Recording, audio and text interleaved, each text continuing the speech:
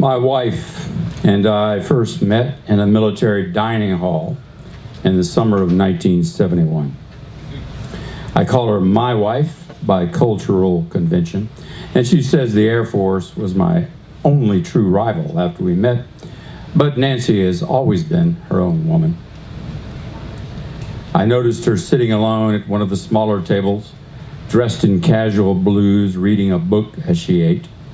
And by alone, I mean that book served as a shield against every man in there. With one exception, as it turned out. Not that she seemed defensive in a timid way. Her body language and bound golden hair said Viking queen more than bashful blonde.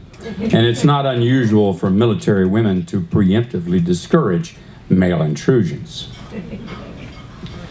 But I'd never seen anyone read a book in that place before. I didn't believe in soulmates back then, but as an avid reader myself, I thought she might be a kindred spirit. So I took my tray to her table and asked if she would mind if I joined her. A flash of sword metal eyes above the shield, and she said, no. I wasn't sure whether that meant she didn't mind if I sat there or no in general. But I gave myself the benefit of the doubt and sat down. After eating for a while, I asked if it was a good book. Another sharp glance.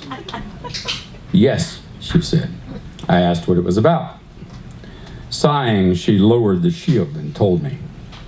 Fully revealed, her face was almost devoid of cosmetic enhancement, but she was beautiful in a self-possessed way that has never changed in all the years since.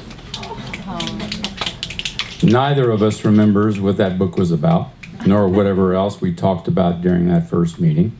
We both remember other things, though. For instance, our first kiss a couple of weeks later. As she says, it was sensuous without being sexual.